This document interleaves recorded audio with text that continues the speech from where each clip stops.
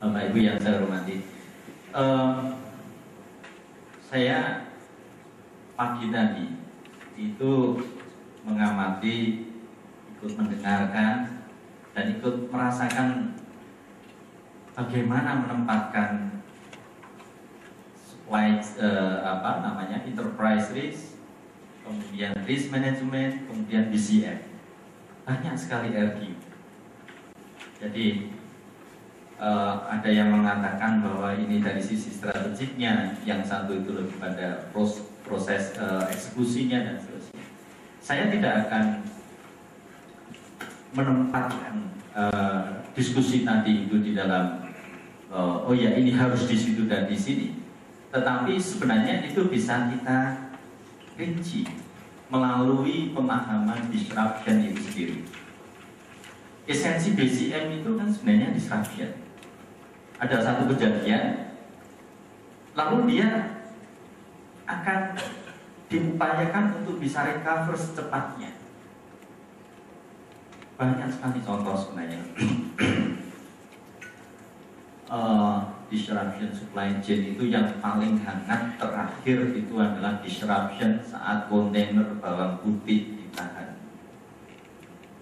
Itu disruption modelnya ibu rumah tangga yang hanya 100.000 rupiah per kilo, tapi impactnya sebenarnya masak tanpa bawang seminggu kan ya nggak apa-apa sih ya bagi bapak-bapak itu masih banyak pilihan gitu.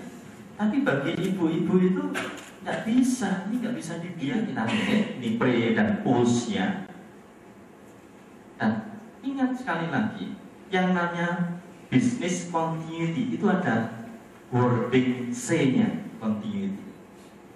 Maka pada saat actual disruption ini terjadi, itu ada learning di mana kita lebih tajam untuk memahami inaktif disruption ini.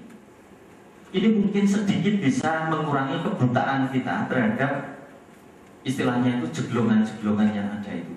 Wah, jangan situ, itu kalau proses produktivitasnya tinggi, wah itu berat. Sehingga di sini ini cukup penting. Yang kedua, ini tidak ada obatnya. Sensitivity to specific disruption. Bapak Ibu bayangkan, saya di depan berdiri di sini suruh ngasih contoh itu pasti bingung. Sensitivitasnya beda. Tapi bisa saya sampaikan, sensitivitas spesifik disruption yang di PT Timah adalah timah curian.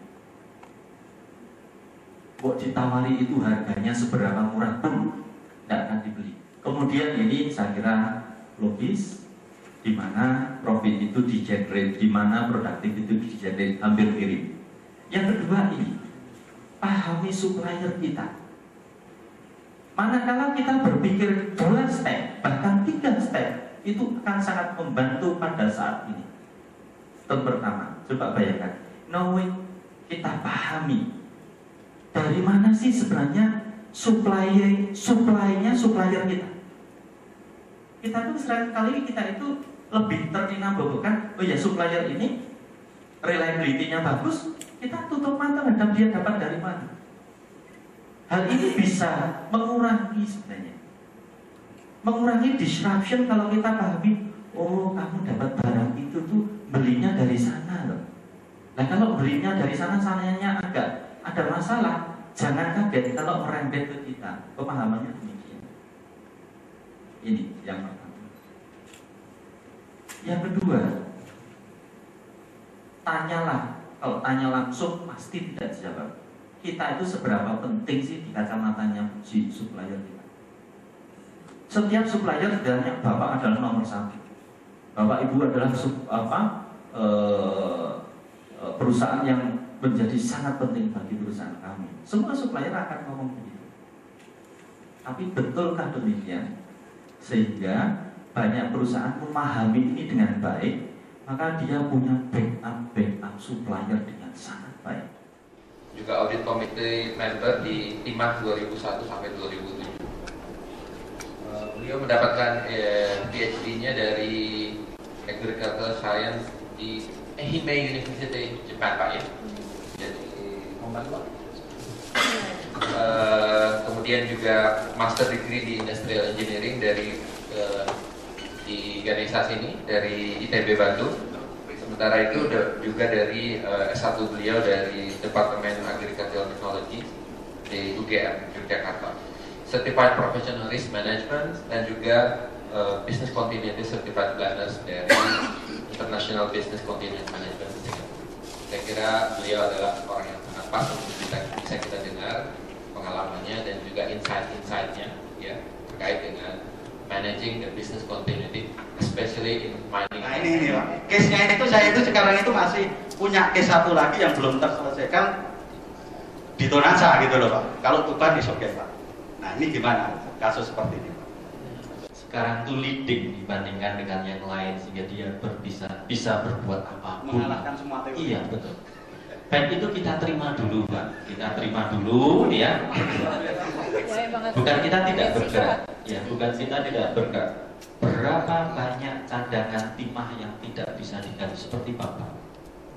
Tapi waktu dihajar oleh tiba-tiba itu dilepaskan, kemudian digali oleh orang lain, justru dilindungi oleh si pembuat peraturan. Ini sangat menyedihkan, tapi itu fakta yang kita terima. Jadi kita orang bisnis kan tidak boleh Pak nunggu bupatinya ganti, tidak boleh. Apa itu Pak? Ya kalau ganti, kalau enggak malah Bapak yang diganti dulu. Baik, jadi pasti Pak. Di antaranya kemarin itu, mohon maaf, memang supply itu kita harus mengerti betul dan kalau perlu kita ngerti productivity losses-nya itu di situ, duitnya di situ. Maka securing supply itu menjadi satu hal yang sangat penting untuk semen. Bapak sudah tahu bahwa cadangannya di sini, tetapi kemungkinan bupatinya tidak boleh. Berarti saya nggak boleh menggantungkan di situ. Saya harus mencari banyak. Jadi jargonnya orang tambang seperti saya dan Bapak itu apa? Ambil satu harus dapat satu. Artinya kalau saya ambil satu, tim eksplorasi harus punya cadangan satu. Begitu.